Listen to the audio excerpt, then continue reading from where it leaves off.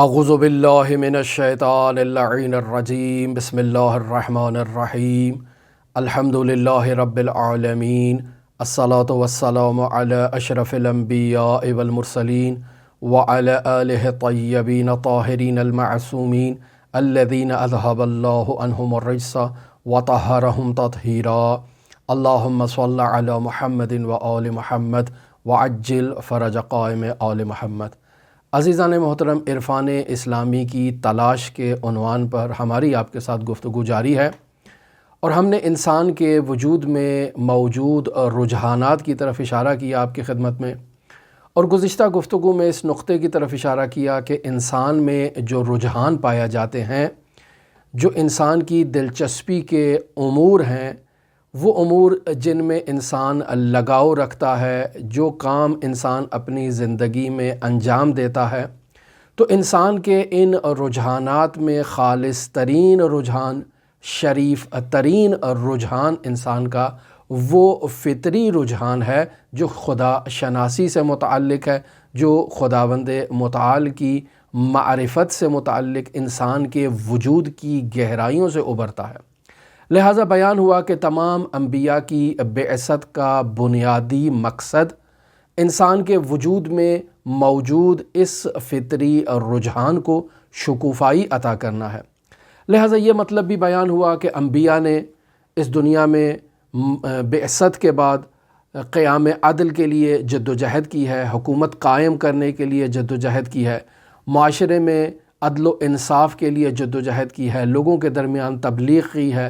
لوگوں کو معارف الہیہ سے روشناس کروایا ہے۔ انبیاء کرام معاشرے کی نظم و نسق کے لیے، مینجمنٹ کے لیے معاشرتی قوانین لے کر آئے، اقتصادی قوانین لے کر آئے۔ ان تمام تر جد و جہد کا مقصد انبیاء کا صرف اور صرف یہی تھا کہ انسان کے وجود میں موجود اس فطری رجحان کو شکوفہ کیا جائے۔ لہٰذا وہ تمام تر جد و جہد جو انبیاء کرام نے انجام دی وہ مقدمہ تھا اس عالی ترین ہدف کے لیے اور اس شریف ترین مقصد کے لیے جو انسان کے وجود میں یہ رجحان پایا جاتا ہے، اس رجحان کو بیدار کیا جائے۔ اب یہاں سوال یہ پیدا ہوتا ہے کہ عرفان جس کو ہم تلاش کرنا چاہتے ہیں، یعنی عرفان اسلامی کی تلاش کے عنوان سے ہم آپ کے ساتھ گفتگو کر رہے ہیں، تو سوال یہ پیدا ہوتا ہے کہ یہ عرفان کیا چیز ہے؟ تو اس سوال کے جواب میں ہم نے آپ کی خدمت میں بیان کیا کہ دو الفاظ ہمارے جو استعمال کیے جاتے ہیں، ایک ہے عرفان، ایک کلمہ ہے معرفت۔ ان دونوں کلمات کو اگر دیکھا جائے تو ان کے جو اصلی حروف ہیں وہ عین، رے اور فے، یہ اس کا بنیادی مادہ ہے۔ اس مادے سے نکلنے والے تمام کلمات کا جو مشترکہ معنی بنتا ہے وہ ہے شناخت، وہ ہے پہچاننا۔ لہٰذا بیان ہوا کہ لغوی اعتبار سے اگر دیکھا جائے تو عرفان اور معرفت دونوں کا معنی ایک ہے۔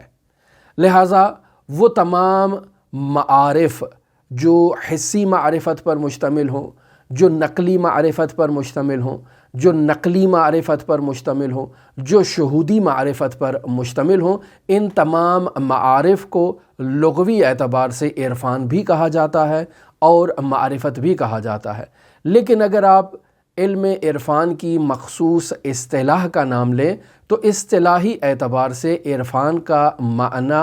معرفت کے معنی سے الگ ہے، یہ دونوں ایک معنی یہاں پر نہیں رکھتے ہیں۔ پس لغوی اعتبار سے ہر قسم کی معلومات کو معرفت کہا جاتا ہے، جبکہ عرفان ایک خاص قسم کی معرفت کو کہتے ہیں جو باطنی طور پر، شہودی طور پر، الہامی طور پر انسان کو عطا ہوتی ہے۔ یعنی انسان کے ذہن میں موجود مفاہیم، جن مفاہیم کو انسان ملا کر ایک نئے مفہوم کو ایجاد کرتا ہے اور تلاش کرتا ہے، جسے استدلال کہا جائے منطقی اصطلاح میں اور فلسفی اصطلاح میں۔ عرفان ایسی ذہنی معلومات کے نتیجے کا نام نہیں ہے کہ جن کو ملا کر انسان ایک نئی معلومات تک پہنچتا ہے۔ پس عرفان در واقع علم حضوری کو کہا جاتا ہے فلسفے کے مطابق۔ عرفان کے بارے میں یوں بھی کہا گیا، جو ہم نے گزشتہ گفتگو میں بیان کیا، کہ عرفان کا مطلب ہے اللہ کی معرفت حاصل کرنا، جبکہ عقلی معلومات، حسی معلومات اور نقلی معلومات سے حاصل ہونے والی معرفت کو غائبانہ معرفت کہتے ہیں، لیکن عرفان سے حاصل ہونے والی معلومات جو شہودی معلومات ہیں، جو الہامی معلومات ہیں، انہیں غائبانہ معرفت نہیں کہا جاتا ہے۔ پس عقل اور برہان سے حاصل ہونے والی معرفت کو عرفان نہیں کہتے ہیں، بلکہ خاص طور پر شہودی اور قلبی معرفت کو عرفان کا نام دیا جاتا ہے۔ یہ جو غائبانہ معرفت ہے، جسے آپ برہانی معرفت کہیں، جسے آپ کلامی معرفت کہیں، جسے آپ نقلی معرفت کہیں، جسے آپ عقلی معرفت کہیں، یعنی وہ تمام علوم جو حس سے تعلق رکھتے ہیں، جو نقل سے تعلق رکھتے ہیں، جو عقل سے تعلق رکھتے ہیں، اور ان علوم کی بدولت حاصل ہونے والی معلومات کو اور معرفت کو غائبانہ معرفت کہتے ہیں، ولو وہ ذات حق متعال سے متعلق ہی کیوں نہ ہو۔ لہٰذا دیکھیں نہایت ہی خوبصورت الفاظ میں اسی مطلب کو حضرت سید الشہداء علیہ آلاف و تحیت و ثنا نے دعائے عرفہ میں بیان فرمایا ہے۔ ارشاد فرماتے ہیں اَيَكُونُ لِغَيْرِكَ مِنَ الظُّهُورِ مَا لَيْسَ لَكَ حَتَّى يَكُونَ هُوَ الْمُظْهِرُ لَكَ، یعنی کیا یہ ممکن ہے کہ تیرے غیر کے لیے ایسا ظہور پایا جائے کہ اس ظہور کے ذریعے سے تجھے ظاہر کیا جائے؟ کیا ایسا ممکن ہے؟ یقینی بات ہے ایسا ممکن نہیں ہے۔ یعنی اگر وہ نقلی معلومات، اگر وہ عقلی معلومات، اگر وہ حسی معلومات اس قدر ظاہر ہیں، یعنی ان کا ظہور خداوند متعال کے ظہور سے زیادہ ظاہر تر ہے، اور پھر انہیں بیس بنا کر خداوند متعال کو ظاہر کیا جائے، کیا ایسا ممکن ہے؟ تو یقینی بات ہے کہ ایسا ممکن نہیں ہے۔ پھر امام فرماتے ہیں مَتَى غِبْتَ حَتَّى تَحْتَاجَ إِلَى دَلِيلٍ يَدُلُّ عَلَيْكَ، تو کب غائب تھا جو تجھے ثابت کرنے کے لیے، جو تجھے تلاش کرنے کے لیے برہان اور دلیل کی ضرورت پیش آئے؟ یا مزید حضرت سید الشہداء علیہ الصلوۃ والسلام فرماتے ہیں مَتَى بَعُدْتَ، تو کب دور تھا حَتَّى تَكُونَ الْآثَارُ هِيَ الَّتِي تُوصِلُ إِلَيْكَ، یہاں تک کہ مخلوقات کے آثار تجھ تک پہنچنے کے لیے وسیلہ اور دلیل قرار پائیں۔ پس نہ تو بعید ہے اور نہ ہی تجھے ثابت کرنے کے لیے ہمیں برہان اور دلیل کی ضرورت ہے، اور تو اس قدر ظاہر ہے کہ تجھے کسی اور چیز کے ذریعے سے، کسی اور دلیل سے، کسی اور برہان سے، چاہے اس کا تعلق حس سے ہو، چاہے اس کا تعلق عقل سے ہو، چاہے اس کا تعلق نقل سے ہو، تجھے ان کی ضرورت نہیں ہے، تو ان سب سے ظاہر تر ہے۔ لہٰذا عزیزان محترم، اس نقطے کی طرف توجہ فرمائیں کہ حضرت سید الشہداء فرماتے ہیں عمیت عین لا تراک علیہا رقیبہ، اندھی ہے وہ آنکھ جو تجھے خود پر مراقب اور ناظر نہ دیکھے۔ یعنی ہم خداوند متعال کو اگر اپنے اعمال پر ناظر جانیں تو اس کا مطلب ہے ہم بینا ہیں، ہم دیکھ رہے ہیں، اور اگر ہم اس کو اپنے وجود پر ناظر نہیں مانتے ہیں تو اس کا مطلب ہے سید الشہداء علیہ الصلوۃ والسلام فرما رہے ہیں کہ ہم اندھے ہیں۔ تو عزیزان محترم، تمام فلسفی دلائل، تمام کلامی دلائل سے حاصل ہونے والی اللہ تبارک و تعالیٰ کی معرفت کو ایسی موجود کی توصیف بیان کیا جائے گا کہ جو ہم سے غائب ہے، یعنی جس کو ہم نہیں پہچانتے ہیں۔ ٹھیک ہے، دلائل بیان کیے جا رہے ہیں، لیکن ان دلائل کی روشنی میں خداوند متعال جو ہے وہ ہمارے لیے ظاہر نہیں ہو رہا ہے۔ خداوند متعال پھر بھی غائب ہے ان تمام تر دلائل کے باوجود، اور اس معرفت کو جو ان علوم سے حاصل ہو رہی ہے اسے غائبانہ معرفت کہا جاتا ہے علمی اصطلاح میں۔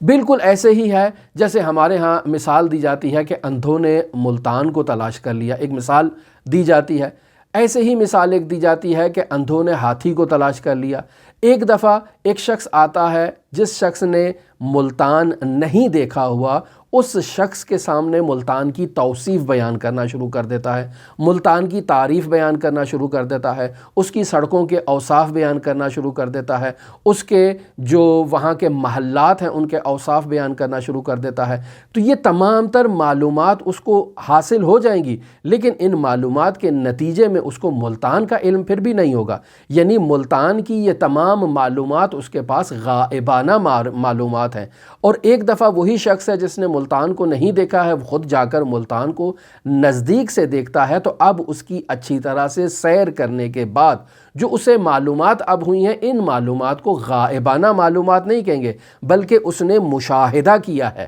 ملتان کو، وہ جا کے اس نے دیکھا ہے ملتان کو۔ لہٰذا عزیزان محترم، خداوند متعال کی ذات کے بارے میں اور خداوند متعال کی صفات کے بارے میں اور خداوند متعال کے افعال کے بارے میں جتنے بھی دلائل قائم کیے جائیں، عقلی ہوں، فلسفی ہوں، نقلی ہوں، کلامی ہوں، یہ تمام کے تمام دلائل جو ہیں وہ آیت اللہ مصباح فرما رہے ہیں کہ غائبانہ معرفت پر دلالت کرتے ہیں۔ اور جو شخص خود اپنے وجود کی اعماق سے اور گہرائیوں سے خداوند متعال کی ذات، صفات اور افعال کی معرفت حاصل کرتا ہے اور خداوند متعال کو اپنی باطنی آنکھ سے مشاہدہ کرتا ہے، وہ ہے خداوند متعال کا عرفان۔ لہٰذا اسی مثال کو تطبیق کیا جائے مختلف دوسرے موارد میں بھی۔ مثلا اکثر لوگ یہ کہتے ہیں کہ ہم نے اللہ تبارک و تعالیٰ کی شناخت حاصل کر لی ہے، تو اب ان سے سوال کیا جائے کہ آپ نے جو اللہ تبارک و تعالیٰ کی شناخت حاصل کی ہے تو وہ شناخت کون سی قسم سے ہے؟ آپ نے کیسے شناخت حاصل کی ہے؟ آپ خداوند متعال کی توصیف بیان کریں، خداوند متعال کی تعریف بیان کریں، تو اب وہ شروع ہو جائیں گے تمام ان دلائل کو بیان کرنا جو فلسفے میں بیان ہوئے ہیں، یا جو روایات اسلامی میں بیان ہوئے ہیں، یا جو قرآن مجید میں بیان ہوئے ہیں۔ ان تمام دلائل کو پیش کرنا شروع کر دیں گے کہ بھئی میں نے خداوند متعال کو پہچانا ہے ان دلائل سے۔ خوب، آیا ان دلائل سے جو خداوند متعال کی شناخت حاصل ہو گئی ہے، تو آیا یہ خداوند متعال کو شہوداً اور وجداناً در کر لیا ہے میں نے؟ یقینی بات ہے کہ یہ میری معلومات ابھی تک جو ہیں وہ غائبانہ معلومات ہیں۔ اس قسم کی شناخت اللہ کا عرفان نہیں کہلائے گی، بلکہ یہ خداوند متعال کے اوصاف کا علم کہلائے گا، خداوند متعال کی شناخت نہیں کہلائے گی۔ لہٰذا روایات میں مرحوم آیت اللہ مصباح بیان کرنا چاہ رہے ہیں کہ ایسی شناخت کو در حقیقت غائبانہ شناخت کہہ رہے ہیں، جیسا کہ حضرت سید الشہداء علیہ آلاف و تحیت و ثنا سے ہم نے دعائے عرفہ سے دلیل آپ کی خدمت میں بیان کی ہے۔ اب خداوند متعال کے ایسے بندے بھی اس دنیا میں موجود ہیں کہ جو خداوند متعال کی توصیفی تعریف اور توصیفی شناخت سے ایک قدم آگے بڑھتے ہیں اور خداوند متعال کی جو ہے وہ اس کا عرفان حاصل کرتے ہیں اپنے باطنی شہود سے، اپنے باطنی عرفان سے اور اپنی باطنی الہام سے، ایسے مطالب کو کہ جس سے اس نے اپنے باطن کے ذریعے سے خداوند متعال کو در کیا ہو، اپنی صورت ذہنیہ سے، اپنے ذہنی مفہوم سے، اپنے فکری مفہوم سے خداوند متعال کو تلاش نہیں کیا، بلکہ اپنے وجود کی گہرائیوں میں اس نے خداوند متعال کو تلاش کیا ہے اور خداوند متعال کو مشاہدہ کیا ہے، اس سے اس نے خداوند متعال کی شناخت حاصل کی ہے۔ اسے حقیقت میں عرفان کہا جائے گا، کیوں؟ چونکہ یہ تمام صورت ذہنیہ سے حاصل ہونے والی معلومات، یہ تمام ہمارے ذہنی مفاہیم، تمام فکری مفاہیم خود خداوند متعال اور میرے درمیان حجاب اور واسطے کا کردار ادا کریں گے، یہ خداوند متعال کی شہودی معرفت مجھے عطا نہیں کریں گے۔ پس صورت ذہنیہ سے حاصل ہونے والی معرفت ایسے ہی ہے جیسے انسان پردے کے پیچھے رہ کر کسی چیز کو مشاہدہ کرتا ہے۔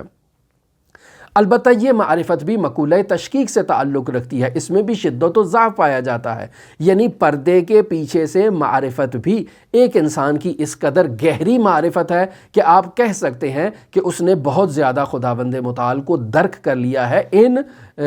دلائل کی روشنی میں، ولو صورت ذہنیہ ہے، ولو مفاہیم ذہنی ہے، ولو دلائل عقلی ہے، لیکن وہ زیادہ حقیقت کے قریب ہو چکا ہے ان دلائل کی روشنی میں، یعنی اس کے اس غائبانہ معرفت میں بہت ہی جو غائب کا عنصر ہے وہ بہت ہی کم پایا جاتا ہے۔ لیکن بعض انسان ایسے ہیں کہ جو بالکل ان معارف سے دلائل تو قائم کر لیتے ہیں لیکن ان کی معرفت جو ہے وہ غائبانہ ہوتی ہے، 99% قسم کی۔ ایسے ہی جیسے کسی کو ایک نہایتی موٹے اور غلیظ اور نہایتی جو ہے وہ موٹے پردے کے ذریعے سے آپ کسی چیز کو تلاش کریں۔ بس یہاں حجاب بھی دو طرح کے ہیں۔ ایک دفعہ آپ کھڑکی پر پردہ لگاتے ہیں جو نہایت ہی موٹا قسم کا پردہ ہے کہ اس پردے سے باہر سے ایک ذرہ بھر بھی روشنائی جو ہے وہ گھر کے اندر داخل نہیں ہوتی ہے، اور ایک دفعہ آپ نہایت ہی نازک قسم کا پردہ لگاتے ہیں کہ اس پردے سے جیسے ہی سورج طلوع ہوتا ہے تو اس کی تمام تر شعاعیں جو ہیں وہ کمرے کے اندر داخل ہو جاتی ہیں۔ بس ہیں دونوں پردے، لیکن دونوں پردوں کی ضخامت میں اور نازک ہونے میں بہت تفاوت پایا جاتا ہے۔ لہٰذا جیسے اس حجاب کھڑکی کے اوپر لگے ہوئے حجاب اور پردے میں تفاوت ہے، اسی طرح سے بعض افراد کی یہ جو غائبانہ معرفت ہے اس میں بھی تفاوت پایا جاتا ہے۔ بعض لوگوں کے ہاں یہ حجاب جو صورت ذہنیہ سے انہوں نے خداوند متعال کو پہچانا ہے ایک نہایت نازک پردے کی طرح ہے، اور بعض میں ایک نہایت ہی موٹے پردے کی طرح ہے، یعنی وہ دلائل کے ذریعے سے خداوند متعال کو بیان تو کر رہے ہیں لیکن ان کا دل اس بات پر ابھی اطمینان کی منزل پر نہیں پہنچا ہے۔ ایک اور مثال یہاں پر آیت اللہ مصباح بیان کر رہے ہیں، کہتے ہیں ایسے ہی ہے جیسے آپ اپنے کمرے میں بیٹھے ہیں اور اپنے کمرے سے باہر کھڑکی کے ذریعے سے باغ کو مشاہدہ کر رہے ہیں۔ کھڑکی میں شیشہ جو لگا ہوا ہے وہ نہایت ہی شفاف ہے، نہایت ہی زلال ہے، نہایت ہی صاف ستھرا قسم کا شیشہ ہے، اور اس شیشے کے ذریعے سے آپ اپنے گارڈن کو مشاہدہ کر رہے ہیں اور وہاں گارڈن میں لگے ہوئے پھولوں کی خوبصورتی کو دیکھ رہے ہیں، مشاہدہ کر رہے ہیں کہ کیسے وہ ہوا سے ہل رہا ہے، کیسے وہ خوبصورتی کو جو ہے وہ اس کے خوبصورت منظر کو جو ہے وہ دکھا رہا ہے اور ظاہر کر رہا ہے۔ انسان کھڑکی کے پیچھے اور شیشے کے پیچھے سے اس چیز کو مشاہدہ کرتا ہے، لیکن وسط میں اس کی دید میں، پھول کی دید میں اور انسان کے درمیان جو ہے وہ ایک شیشہ رکاوٹ ہے۔ اب یہاں انسان پہلے کس چیز کو دیکھ رہا ہے؟ پہلے پھول کو دیکھ رہا ہے یا شیشے کو دیکھ رہا ہے؟ تو یقینی بات ہے ہر منصف انسان کہے گا کہ انسان کی دید پہلے شیشے پر پڑتی ہے اور پھر شیشے سے کراس کر کے اس پھول تک وہ پہنچ رہی ہے، لیکن شیشہ بیچ میں واسطہ ہے۔ پس یہ جو واسطہ قرار پا رہا ہے یہ در واقع وہی نازک اور بہت ہی پتلے قسم کے حجاب کا کردار ادا کر رہا ہے جو انسان کے درمیان اور اس شیشے اس پھول کے درمیان جو ہے وہ موجود ہے۔ پس انسان کی جو ذہنی معرفت اگر بہت اعلیٰ درجے کی ہو، اگر انسان کی برہانی معرفت اور فلسفی معرفت بہت اعلیٰ درجے کی ہو، تو انسان خداوند متعال کو اس برہان سے جو مشاہدہ کر رہا ہے وہ گویا کہ ایسے ہی ہے جیسے شیشے کے اس طرف موجود پھول کو مشاہدہ کر رہا ہے۔ لیکن عرفان میں یہ معرفت جو ہے وہ غائبانہ معرفت نہیں، بلکہ انسان علم حضوری سے ذات حق متعال کو درک کرتا ہے اور اس کو پہچانتا ہے۔ اب یہ شیشہ کسی طرح کا بھی لطیف سے لطیف شیشہ ہو، صاف سے صاف شیشہ ہو، لیکن پھر بھی ایک حجاب کا کردار ادا کر رہا ہے، لیکن یہ جو شہودی معرفت ہے اس میں یہ حجاب موجود نہیں ہے، اور انسان اپنے دل کی آنکھ سے خداوند متعال کا جو ہے وہ جمال کا مشاہدہ کرتا ہے۔ حضرت سید الاوصیاء امیر المؤمنین علی ابن ابی طالب علیہ آلاف و تحیت و ثنا سے بحار الانوار جلد نمبر 4 اور صفحہ نمبر 27 پر یہ روایت نقل ہے کہ حضرت فرماتے ہیں لا تراہ العیون بمشاہدت الابصار، یعنی اللہ تبارک و تعالیٰ کو اس جسم کی آنکھوں سے مشاہدہ نہیں کیا جا سکتا، وَلَكِنْ تَرَاهُ الْقُلُوبَ بِحَقَائِقِ الْإِيمَانِ، لیکن اللہ تبارک و تعالیٰ کو حقائق ایمان سے مشاہدہ کیا جا سکتا ہے، یعنی خداوند متعال کو حقائق ایمان کی آنکھوں سے مشاہدہ کیا جا سکتا ہے، لیکن اس جسم میں موجود آنکھوں کے ذریعے سے خداوند متعال کو مشاہدہ نہیں کیا جا سکتا۔ ایک دوسری مثال آیت اللہ مصباح یہاں پر بیان فرما رہے ہیں اور فرماتے ہیں کہ دنیا میں بعض پھل ایسے موجود ہیں کہ ہم نے ان پھلوں کے بارے میں آج تک نہ تو سنا ہے، نہ ان پھلوں کے بارے میں دیکھا ہے ان پھلوں کو، اور نہ ہی ان کا ذائقہ کبھی ہم نے چکھا ہے، لیکن ایسے پھل اس دنیا میں یقیناً موجود ہیں۔ بالفرض اگر کوئی شخص آتا ہے اور ہمیں کوئی ایسی فلم دکھاتا ہے، کوئی ایسی تصویر دکھاتا ہے جس میں ایک ایسا نایاب پھل موجود ہے جو افریقہ کے جنگلات میں پایا جاتا ہے یا دنیا کے کسی ملک میں پایا جاتا ہے، اور ہم نے آج تک اس سے پہلے اس پھل کو نہیں دیکھا، ہم اس تصویر کو یا اس فلم کو دیکھ کر اس شخص سے پوچھتے ہیں کہ یہ آپ کے ملک میں یہ چیز جو پائی جاتی ہے یہ کیا ہے؟ وہ شخص ہمارے سامنے اس کے اوصاف بیان کرنا شروع کر دیتا ہے کہ یہ فلاں پھل ہے، اس کا یہ نام ہے، یہ فلاں علاقے میں ہمارے ملک میں پایا جاتا ہے، اس کی رنگت یہ ہے، اس کا ذائقہ ایسا ہوتا ہے، یہ فلاں فلاں بیماریوں کے لیے مفید ہے، یہ انسان کی صحت پر یہ آثار مرتب کرتا ہے، ذائقے میں اس کا ذائقہ ایسا ہے، وہ 1 گھنٹے کے اوصاف ہمارے سامنے بیان کر رہا ہے۔ لیکن ان تمام اوصاف کو بیان کرنے کے باوجود ہمارے وجود میں اس پھل کا ذائقہ ابھی تک نہیں آیا ہے، یعنی ہمیں معرفت حاصل ہو گئی ہے، اس نے 1 گھنٹے کا لیکچر دیا ہے، اس پھل کے تمام خواص، تمام اوصاف اور تمام چیزوں کے بارے میں ہمیں باخبر کر دیا ہے، لیکن اس کے باوجود اس پھل کا ذائقہ ہمیں معلوم نہیں ہوا، اس پھل کے خواص ہمارے وجود میں ابھی نہیں اترے ہیں۔ پس یہ معرفت جو اس نے ہمیں عطا کی ہے، یہ معرفت غائبانہ ہے اس پھل کے بارے میں۔ اب ہم اس کو کہیں گے کہ بھئی ہمیں یہ غائبانہ معرفت نہیں چاہیے، ہمیں حضوری معرفت چاہیے، تو وہ کیا کرے گا؟ وہ اپنے ملک سے اس پھل کو کسی کے ذریعے سے منگوائے گا ہمارے پاس اور لا کر ہمارے سامنے پیش کرے گا، کہے گا یہ وہ نایاب پھل ہے جو ہمارے ملک میں پایا جاتا ہے، آپ اسے کاٹیں، کھائیں، میل کریں اور پھر بتائیں اس کے بارے میں۔ اب ہم اس کو چھری کے ذریعے سے یا کسی بھی وسیلے سے کاٹیں گے، اس کو کھائیں گے، اب اس کا ذائقہ ہمارے وجود میں اترے گا اور ہم اس ذائقے سے اس پھل کے خواص کو اور اس پھل کی جو مٹھاس ہے اور اس کی لذت ہے اس کو جو درک کریں گے۔ یہ ہے حضوری معرفت کا ہونا۔ تو خداوند متعال کے بارے میں بھی جو معرفت ہے وہ اسی طرح کی 2 طرح کی معرفت ہے۔ ہم نے جو فلسفے کے ذریعے سے، جو برہان کے ذریعے سے، جو منطق کے ذریعے سے، جو کلام کے ذریعے سے جو معرفت حاصل کی ہے خداوند متعال کی، وہ گویا کہ ایسے ہی ہے جیسے ہمیں کسی پھل کے اوصاف کے بارے میں بتایا جائے۔ ہمیں جتنا بھی بتایا جائے، جتنے بھی برہان ہوں، ان برہانوں سے ہمارے وجود میں وہ حلاوت توحید نہیں اترے گی۔ اس کے لیے کیا ہے؟ اس کے لیے انسان کو اپنے وجود کی گہرائیوں میں جھانکنا ہے اور اپنے دل کی آنکھوں سے خداوند متعال کے جمال کا دیدار کرنا ہے۔ اس معرفت کو عرفانی معرفت کہا جاتا ہے اور یہ عرفان اسلامی ہے جس کی تلاش کے لیے یہ تمام گفتگو آیت اللہ مصباح سے نقل کی گئی ہے۔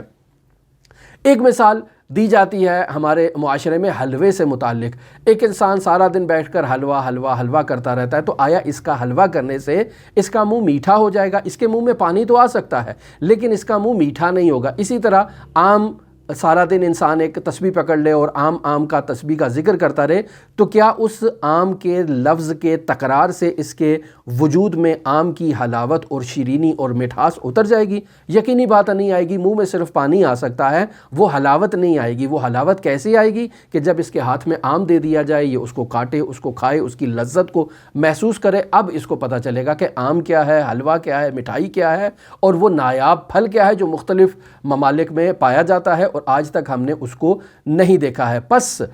زبان سے تکرار کر لینا، منطق سے، فلسفے سے، کلام سے برہان لے آنا، یہ سب توصیفی معرفت کہلا سکتے ہیں۔ یہ توصیفی تعریف ہے۔ 1 گھنٹے کی تقریر کر لی جائے، 1 گھنٹے کی کتاب کا مطالعہ کر لیا جائے، تمام برہانوں کو سمیٹ لیا جائے، لیکن اس سے جتنی بھی معرفت حاصل ہوگی اسے غائبانہ معرفت کہا جائے گا۔ جبکہ علم عرفان میں اللہ تعالیٰ کی جو معرفت ہوتی ہے اس معرفت کو شناخت حصولی نہیں کہا جاتا۔ نہ تو وہ منطق سے حاصل شدہ شناخت ہے، نہ تو وہ کلام سے حاصل شدہ شناخت ہے، نہ ہی کسی اور علم سے حاصل شدہ شناخت ہے۔ علم عرفان میں خداوند متعال کی جو معرفت حاصل ہوتی ہے وہ انسان کے داخل سے اور اندر سے انسان جو ہے وہ علم حضوری سے خداوند متعال کو درک کرتا ہے، اور اسے غائبانہ معرفت نہیں کہا جائے گا بلکہ اسے علم حضوری والی اور عرفانی معرفت کہا جائے گا۔ یہ تمام مقصد ہے اس علم عرفان کا۔ لہٰذا فارسی زبان میں ایک ضرب المثل معروف ہے جسے آیت اللہ مصباح یہاں پر اپنی اس گفتگو کے آخر میں بیان فرما رہے ہیں۔ فرماتے ہیں شنیدن کئی بود مانند دیدن، یعنی انسان جتنا بھی سنتا رہے وہ اس کا سننا آنکھوں سے دیکھنے کے مساوی نہیں ہو سکتا ہے۔ ہم نے دنیا کے بہت سارے ممالک کی سیر نہیں کی ہے، بہت سے خوبصورت علاقوں کی سیر نہیں کی ہے۔ کوئی شخص آتا ہے اور آ کر ہمیں جو ہے وہ اس خوبصورت مناطق اور علاقوں کے بارے میں ہمارے سامنے تعریفیں کرنا شروع کر دیتا ہے، تعریفوں کے پل باندھ دیتا ہے، لیکن ان تمام تر اوصاف کے باوجود ہماری یہ تمام چیزیں جو ہم سن رہے ہیں یہ سننا ہی سننا ہے۔ یہ تمام کی تمام معرفت جو اس سماعت سے ہمیں حاصل ہو رہی ہے یہ غائبانہ معرفت ہے۔ حضوری معرفت کب ہوگی؟ جب ہم خود وہاں جائیں گے، وہاں کی خوبصورتیوں کو مشاہدہ کریں گے، وہاں کی تر و تازہ ہوا کو محسوس کریں گے، یہ معرفت حضوری معرفت ہے، یہ معرفت شہودی معرفت کہلائے گی۔ لہٰذا معرفت دو طرح کی ہے، ایک علم حصولی والی معرفت ہے، ایک ذہنی معرفت ہے، ایک عقلی معرفت ہے، اور ایک معرفت جو ہے وہ عرفانی معرفت ہے، جسے حضوری معرفت کہا جائے، جسے شہودی معرفت کہا جائے، جسے الہامی معرفت کہا جائے، جس کے لیے انسان اپنے باطن کے جھروکوں میں مشاہدہ کرتا ہے، جھانکتا ہے، اور اپنے باطن کی آنکھوں سے خداوند متعال کے جمال کی